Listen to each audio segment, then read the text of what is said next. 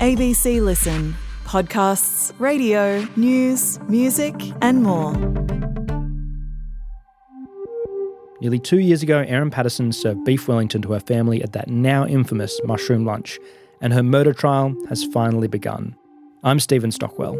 Each day, we're racing straight from court to our Mushroom Case Daily studio to bring you all the evidence from the trial. We'll have a new podcast every evening that court is sitting. To make sure you don't miss new episodes, hit the follow button on the Mushroom Case Daily podcast. You can find it on the ABC Listen app.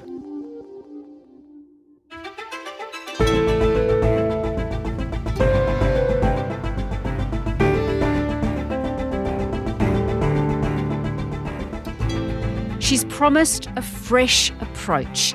But will the Liberal Party's first female leader, Sussan Ley, really be able to bring the party back from one of its worst losses in history? Today, host of ABC TVs 7:30, Sarah Ferguson, on the Liberals' historic move, the Labor Party's factional stoush, and what comes next. I'm Sam Hawley on Gadigal land in Sydney. This is ABC News Daily.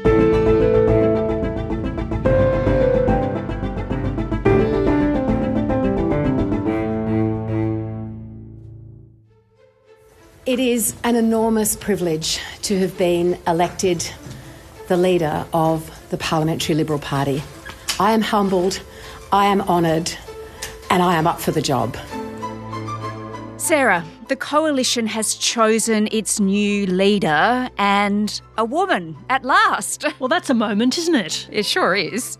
I mean, they haven't had a woman before, so let's face it, it is a pretty historic moment. Yes, and since that's one of the topics of the election, it's particularly apposite, really, isn't it? My story is a migrant story. It's a small business story. It's a rural Australia story. It's a story about a mum and a family, and it is a modern Australian story. Just a side note, we have to say this before we go on. Apparently, Sussan Ley once had a brief punk rock period back in high school, just to note. I think it's important, and to her credit, everyone should have something like that in her past, but she was the real deal. She had, full-on spiky hair, she wore a dog collar, Yes. Piercings, so she didn't do things by halves, so that's maybe the lesson to take from that. It was a very long time ago, mind you. So anyway, let's move on. All right. We know, of course, Sarah, that female voters had a real problem with Peter Dutton and the Liberal Party at the election.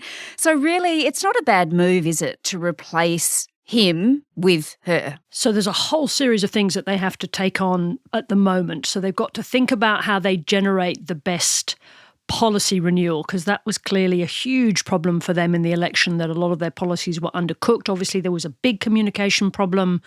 There was a presentation problem, but there was also a problem of detail in some areas. So that policy renewal is essential. At the same time, they had a disastrous campaign in terms of women. And if you just look at the raw numbers, Sam, right now in this current parliament, there are 47 female Labor MPs and 40 male Labor MPs. On Sussan Ley's side of the ledger, there are 7 females to 40 males. It's so stark. It's so stark. So whoever you listen to talking about this, whatever the solutions are, it's obviously one of the central things they're going to have to grapple with. And are they prepared to go with something that many Liberals regard as deeply illiberal, which is quotas, or do they pick something soft like hard targets that don't work? Yeah. So here they are.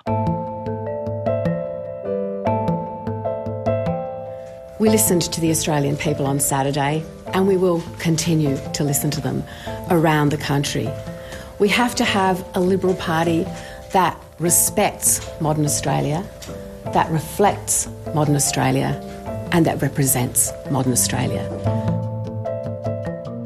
Well, she has a huge task ahead of her. She's not a novice, though, is she? She was a cabinet minister under Tony Abbott, Malcolm Turnbull, and Scott Morrison. You're right, she's not a novice. She's been in front bench positions. Remember, just one small note, that she had to quit her front bench position in 2017 when she was the health minister after an expensive scandal where she used taxpayers' money to get her to the Gold Coast where she was buying an investment property. Today I've received notice from the Honourable Sussan Ley of her intention to resign as the Minister for Health, Ageing and Sport. Ms Ley stood down yesterday despite saying she is confident she's done nothing wrong. But she came back after that. So she has experience in Cabinet, been in Cabinet under Tony Abbott, Turnbull and Scott Morrison. But, there's nothing else to say except the task is huge. Does she survive the term?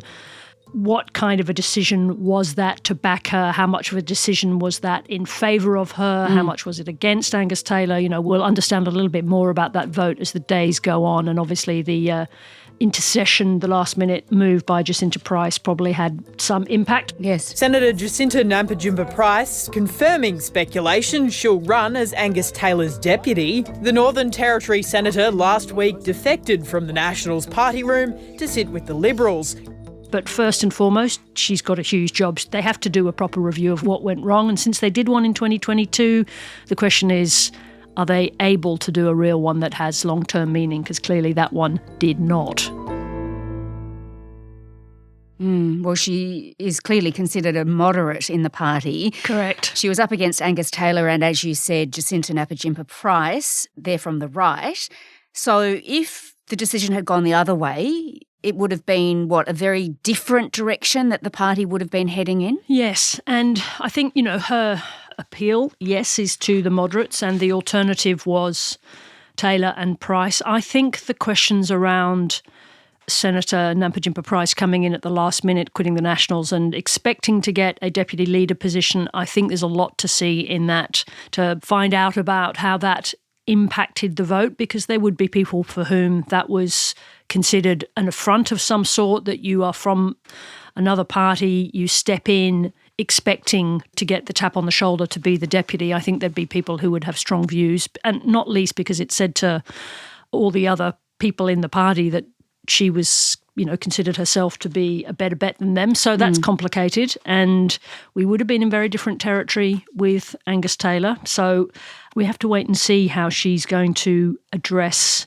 certainly the very big policy issues, but also where do they get their economic narrative from, because Angus Taylor won't be shadow treasurer. Yeah, exactly. So important. And also she has to unite the party while she's coming up with the policy. And of course, Ted O'Brien has been announced as her deputy. He was the shadow energy minister under Dutton and a huge backer of nuclear energy, one of their key policies. So what's going to happen to that? So that's really interesting. It's probably one of the biggest questions that we'll all have straight out of the gate.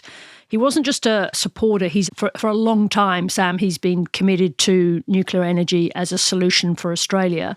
I think one of the things that happened in the last term and leading into the election was the move for the Liberal Party to move from the idea of nuclear energy, that is lifting the moratorium and saying this should be part of the energy future, to a place where they were making, some pretty bold claims about the possibility of not only lifting the moratorium, getting the states on board, but then getting everything in place to get nuclear reactors up and running in time to replace renewable energy in the grid, was a very, very, very bold policy. And if you look around the world, first-of-a-kind new technology doesn't usually go well. So the timetables were really difficult to look at and think they could have worked.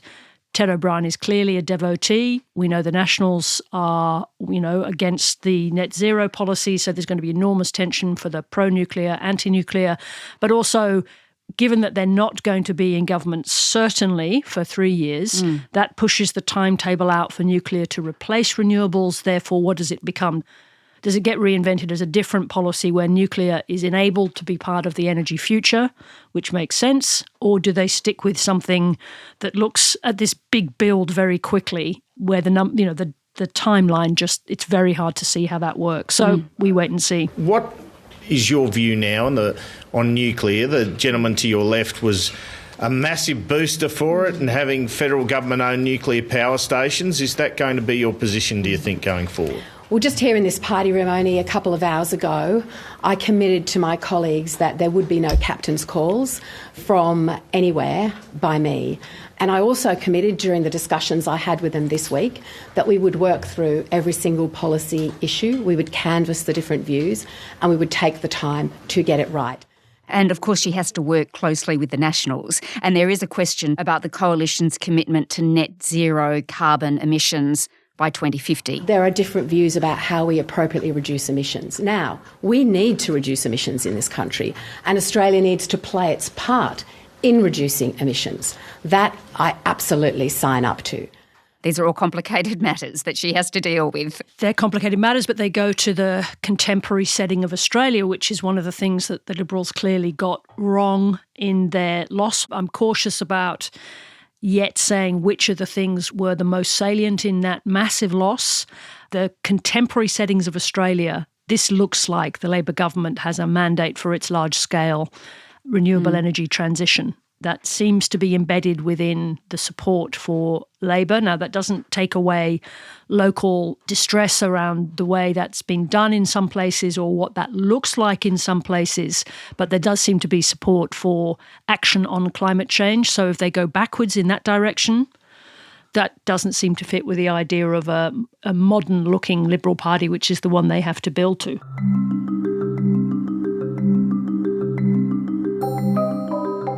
Well, Sarah, of course, we are now getting a much better idea of what the new parliament will look like. Anthony Albanese's new cabinet, his ministers, they've been sworn in at Government House. But even though Labor had that thumping victory, it doesn't mean it's not having its own disputes, because these factional wars, they've been there for everyone to see, haven't they? Yes, and of course, you're exactly right. The thing about the Labor Party is that there are all these trip lines, which is the power running through the Labor Party and running through the factions, but they are normally invisible, like a good thriller. You know, they're on the ground and you have to pick your way through them, but you can't usually see them. But this is one of those moments where you can see the power plays happening. As factional heavyweights divide up the positions, the Attorney-General Mark Dreyfus is set to be forced off the front bench to make way for second-term MP Sam Ray. Science and Industry Minister Ed Husic has also been pushed out of the ministry because of an overrepresentation from the New South Wales right. They just normally do it behind closed doors. You don't get to see it. But on this occasion, because of the results of the election, you have to see the numbers coming in and the numbers going out. You know, the left is, as a result of the election and the success of left faction MPs in the Labor Party, they were thus entitled to a couple of extra seats. It used to be a 16-14 split. It's going to go back to a 15-15 split for the right and left factions, and that meant Ed Husic and Mark Dreyfus had to go in order to enable right faction MPs to come in. As I say, you don't normally get to see it, but here it is in its reality. You know, let us never forget that politics is about power, and this is the way the Labor Party organises itself in the operation of power. Yeah, and Ed Husic hasn't been, I guess, holding back in his condemnation of this. He hasn't been treated that well, let's face it. It's sort of Ed Husic style. You know, he wears his heart on his sleeve. He talks in a frank way all the time. So it's probably not a surprise that at this moment Mark Dreyfus would be completely stumm and Ed Husic would be around and about talking about, you know, the awful feeling of being dumped and the feeling that he's been misused. I think when people look at a Deputy Prime Minister, they expect to see a statesman, not a factional assassin. All right. Well, the Prime Minister noted, of course, that this is just the system and Ed Husic has been part of it for a long time. What I've done is to allocate portfolios. That's a system that's there. It's one that Ed and others have supported for a long period of time. But anyway, we have a new cabinet, a new ministry, a new opposition leader. So I guess bring on the next 3 years, Sarah. What do you think Labor's first priority will be? Well, I think the Prime Minister said it was going to be to get that student loan cut to HECS debt. The expectation around results on housing is going to be huge, and it's, I think, a strong sign that Claire O'Neill retained her portfolio. I think one of the terrible things about politics in 3-year terms is that people get expertise and then get moved on. So the fact that she's remained in housing, I think, is a strong play, and it's all going to be about results. The election was all about, well, you haven't built anything yet, so they're going to want to see houses built. Yeah, and before we know it, we'll be back at the ballot box. Don't say it. Don't you say it. But you have a big break first, Sarah, please. All right, thank you so much for your time. My pleasure. Sarah Ferguson is the host of ABC TV's 7:30 program. Catch it Monday to Thursday on ABC TV or find it on iView. This episode was produced by Sydney Peed and Sam Dunn. Audio production by Adair Shepherd. Our supervising producer is David Cody. I'm Sam Hawley. To get in touch with the team, email us on abcnewsdaily@abc.net.au. Thanks for listening.